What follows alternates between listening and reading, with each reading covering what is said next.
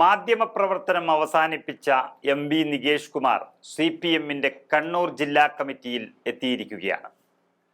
ഒരാൾ ഏതു പാർട്ടിയിൽ ചേരണമെന്നുള്ളത് അദ്ദേഹത്തിൻ്റെ തീരുമാനം. പക്ഷേ MP നികേഷ് കുമാർ ആരാണെന്നുള്ളത് ചർച്ച ചെയ്യേണ്ട ഒരു വിഷയമാണ്. പ്രത്യേക ക്ഷണിതാവായാണ് നികേഷിനെ ഇപ്പോൾ ജില്ലാ കമ്മിറ്റിയിൽ ഉൾപ്പെടുത്തിയിരിക്കുന്നത്. തീരുമാനത്തിന് സംസ്ഥാന കമ്മിറ്റിയുടെ അനുമതി ലഭിച്ചതായി ജില്ലാ സെക്രട്ടറി MP ജയരാജൻ അറിയിച്ചു കഴിഞ്ഞു. ഒന്നാം പിണറായി സർക്കാർ അധികാരത്തിലെത്തിയ 2016 നിയമസഭാ തെരഞ്ഞെടുപ്പിൽ അഴീക്കോട് മണ്ഡലത്തിലെ LDF സ്ഥാനാർത്ഥി കൂടിയായിരുന്നു നികേഷ് കുമാർ. നമുക്കറിയാം, കൂത്തുപറമ്പ് വെടിവയ്പ് എന്ന് കേട്ടിട്ടുണ്ടാകാം. 1994 നവംബർ 25 നടന്നത്. 5 DYFI പ്രവർത്തകരാണ് അന്ന് കൊല്ലപ്പെട്ടത്. ഈ സംഭവമാണ് പിന്നീട് കൂത്തുപറമ്പ് വെടിവയ്പ് അല്ലെങ്കിൽ കൂത്തുപറമ്പ് രക്തസാക്ഷികൾ എന്നറിയപ്പെട്ടുകൊണ്ടിരിക്കുന്നത്. അന്ന് സഹകരണ മന്ത്രിയായിരുന്ന MP രാഘവൻ, അതായത് ഈ നികേഷ് കുമാറിൻ്റെ പിതാവ്, അദ്ദേഹത്തിൻ്റെ യോഗത്തിനിടെ ഉണ്ടായ ഒരു സംഘർഷമാണ് വെടിവെപ്പിൽ കലാശിച്ചത്. MVRന്റെ മകനാണ് നികേഷ് കുമാർ എന്നുള്ളതാണ് ഇപ്പോൾ ചർച്ച ചെയ്യപ്പെടുന്നത്. നികേഷ് കുമാറിന് ധാർമ്മികത ഉണ്ടോ ഇല്ലേ എന്നുള്ളത് മറ്റൊരു പ്രശ്നം. അതിലേക്ക് എടുക്കുന്ന പാർട്ടിക്ക് എത്രത്തോളം ധാർമ്മികത ഉണ്ട് എന്നോർക്കണം. പരിയാരത്ത് തുടങ്ങുന്ന മെഡിക്കൽ കോളേജിന്റെ സ്ഥലവും കെട്ടിടവും സർക്കാരിൻ്റെതായിരുന്നു. വായ്പയ്ക്ക് ജാമ്യവും സർക്കാരാണ്.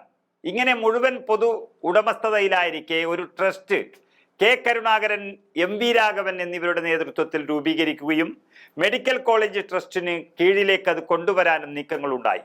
എന്നാൽ ഇത് സ്വകാര്യമായി മെഡിക്കൽ കോളേജിനെ മാറ്റി അഴിമതിക്കുള്ള വേദിയൊരുക്കുകയാണെന്നും മെഡിക്കൽ കോളേജ് തീർത്തും സഹകരണ മേഖലയിൽ നിലനിർത്തണമെന്നും ആവശ്യപ്പെട്ടായിരുന്നു അന്ന് കൂത്തുപറമ്പിൽ CPMന്റെ യുവജന സമരം നടന്നത്. 5 പേരാണ് കൊല്ലപ്പെട്ടത്. KK രാജീവൻ, K ബാബു, മധു, KV റോഷൻ, ഷിബുലാൽ എന്നിവരായിരുന്നു ആ മരണപ്പെട്ട സഖാക്കൾ. പുഷ്പൻ എന്നയാൾക്ക് പരിക്കേൽക്കുകയുണ്ടായി. ചലനശേഷി നഷ്ടപ്പെട്ട് കിടപ്പിലായ അദ്ദേഹം കഴിഞ്ഞ വർഷം അന്തരിക്കുകയും ചെയ്തു. കൂത്തുപറമ്പ് പോലീസ് സ്റ്റേഷനിലെ ക്രൈം നമ്പർ 353 പ്രകാരമുള്ള കേസ് MP രാഘവനെ കൊല്ലാൻ ശ്രമിച്ചു എന്നുള്ളതായിരുന്നു. പിന്നീട് ആ കേസിൽ ആളുകൾ മരിച്ചപ്പോൾ CPM പറഞ്ഞത് കൊലയാളി രാഘവൻ എന്നായിരുന്നു. ആ കൊലയാളി രാഘവന്റെ മകനാണ് CPMന്റെ ജില്ലാ കമ്മിറ്റിയിൽ എത്തിയിരിക്കുന്നത്. ആ കേസിൽ തന്നെ 3000-ഓളം CPMകാരെയായിരുന്നു പ്രതികളാക്കിയിരുന്നത്. ക്രൈം നമ്പർ 354 പ്രകാരമുള്ള ഈ കേസിൽ പോലീസ് സ്റ്റേഷൻ ആക്രമിക്കാൻ ശ്രമിച്ചു എന്ന കേസിൽ 1000-ഓളം ആൾക്കാർ വേറെയും പ്രതികളായിരുന്നു. മാത്രമല്ല CPMകാർ MP രാഘവന്റെ വീട് ആക്രമിച്ചു. അദ്ദേഹത്തിന്റെ ഉടമസ്ഥതയിൽ അല്ലെങ്കിൽ അദ്ദേഹത്തിന്റെ നേതൃത്വത്തിലുണ്ടായിരുന്ന പറശ്ശിനിക്കടവിലെ സ്നേക്ക് പാർക്കിന് തീയിട്ടു.